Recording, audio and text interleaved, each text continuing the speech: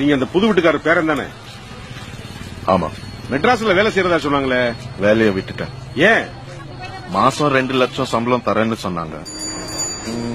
பிடிக்கல.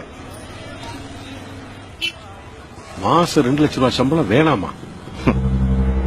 அப்புறம் இனிமே இங்கதான். இங்கயா? இங்க என்ன பண்ண போறீங்க?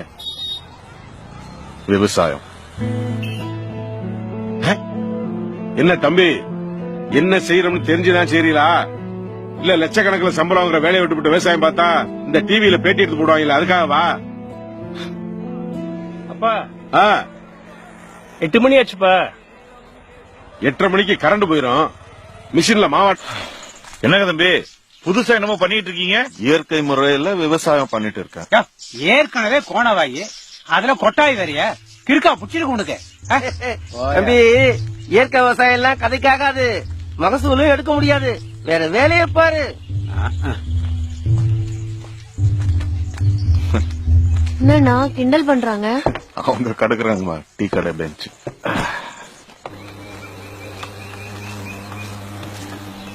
ஏந்திரிங்க தம்பி. தம்பி இருப்பா அங்கே இருப்பா. மருந்து அடிக்கிறான், அந்த பக்கம் வராதீங்க. தெளிக்கும் போதே முகத்தை மூடிக்கிறீங்க. அப்போ இதே சாப்பிடும் போது என்னப்பா பண்றது? நான் பார்க்க வேணாமா? போக போக புரியும்.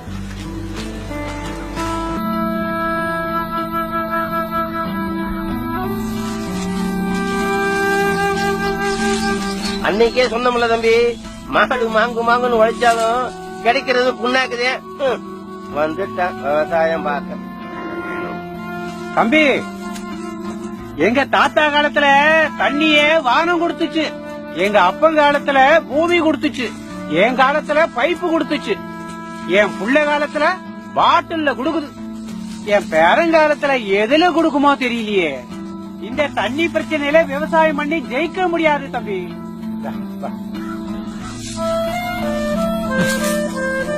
தம்பி இப்போ ஒண்ணும் கெட்டு போல, உங்க நன்மைக்கு தான் சொல்றேன். போய் பார்த்த வேலையை போய் பாருங்க. ஏசி ரூம்ல சம்பாதிச்ச பணத்தை கொண்டாந்து சேத்துல போட்டு எங்களை மாதிரி ஏன் கஷ்டப்படுறீங்க? தெரியாத தொழில தொட்டவனும் கேட்டான், தெரிஞ்ச தொழில விட்டவனும் கேட்டான்.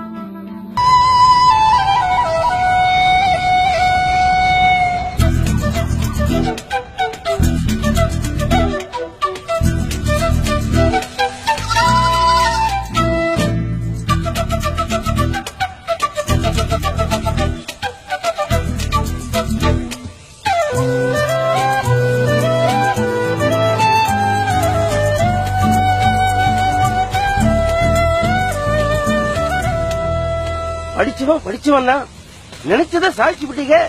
நீங்க விவசாயம் பண்ணி லாபம் சம்பாதிக்கிறீங்கன்னு நினைக்கும் போது மனசுக்கு எவ்வளவு பெருமையா இருக்கு தெரியுமா? இதே வாய்தான் அன்னைக்கு தப்பு தப்பா பேசிச்சு. இந்த மாதிரி கேட்காமலே கருத்து சொல்ற பக்கிங்க நம்ம ஊர்ல அதிகமாயிருச்சு. முதல்ல இதுகளை சுட்டு தரலாம், நாடு உருப்பிட்டோம். தோத்துக்கிட்டே இருந்தீங்களே, எப்படி தம்பி ஜெயிச்சீங்க? மாத்தி யோசிச்சீங்களா? முதல்ல யோசிச்சேன், அப்புறமா மாத்த. தம்பி புரியலையே. என்ன போட்டாலும் விளைச்சலே இல்ல. ஆனா மாட்டு சாணம் கொட்டி வச்சிருந்த ஒரு ஓரத்துல ஒரு கீரை விதை தானா விழுந்து 3 அடிக்கு வளர்ந்து நின்னுச்சு. 1 அடி வந்தாலே பெருசு, 3 அடிக்கு வளர்ந்து நிக்கிறது சாதாரணம் இல்ல. ஏன்னா நான் அதை விதைக்கல, விவசாயம் பண்ணல, ஒண்ணுமே பண்ணல. அப்போ இயற்கை நமக்கு ஏதோ சொல்லுதுன்னு மனசுக்குள்ள தோணுச்சு. சும்மா ஒரு நாள் தோண்டி பார்க்கும்போது 2-3 அடியில மாட்டு சாணம் மட்டும் இருந்துச்சு. மத்தபடி இந்த மண்ணுல ஒண்ணுமே இல்ல. உடனே 30 சதுர அடிக்கு ஒரு பாத்திய கட்டி அதுல 3 அன்னக்கூட ஏறுவ கொண்டு போய் போட்டேன். அது மேல வெந்தய கீரைய விதைச்சேன். முன்னாடி 4 சதுர அடிக்கு 1 கட்டு கீரை தான் கிடைக்கும். இப்போ 1 சதுர அடிக்கு 4 கட்டு கிடைச்சு. 30 அடிக்கு 500 ரூபாய் லாபம், 300 ரூபாய். இப்படி ஒவ்வொரு விதையா படிச்சு டெஸ்ட் பண்ண ஆரம்பிச்சேன். இப்ப இது ஒருங்கிணைந்த பண்ணையமா மாறி. இல்ல தம்பி, வயலும் வாழ்வு மாதிரி பாடம் நடத்திட்டீங்க. எனக்கும் அப்படித்தான் இருந்துச்சு. வெரி சாரி தம்பி, மொத்த லாபம் எவ்வளவு கிடைக்கும்? மாசத்துக்கு 1 லட்சம் மேல. ஏன் தம்பி, இயற்கை முறையில விவசாயம் பண்ணா இவ்வளவு லாபம் கிடைக்குமா? ஏன் முடியாது? இயற்கை முறையில விவசாயம் பண்றதுக்கு மண்ணை பதப்படுத்தணும்.